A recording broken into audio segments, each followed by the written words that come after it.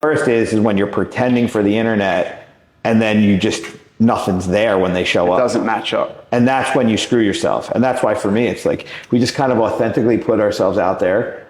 And so when people come in, they're like, wait a minute, that guy in the video actually is teaching class. And that's like, for me, when people need care, I say, talk to Mike, and then they come and see Mike.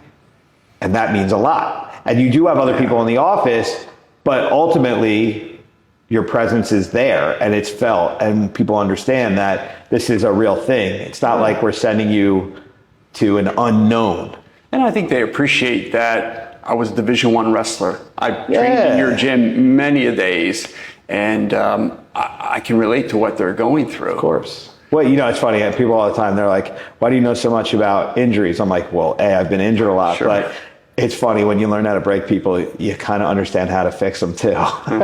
So I know all the different pieces that are vulnerable. So like when I see the issues, I'm like, oh, it's because you did that. Yeah. Yeah. But I mean, Jesus, the amount of people that have been on my mat and the amount of things we've had to deal with, it's, you know, it is what it is. You see a lot over the years. Yeah. You know, the crazy one is, the worst injury I think I've seen to date was my father in a pickup basketball game at Ocean Township Middle School.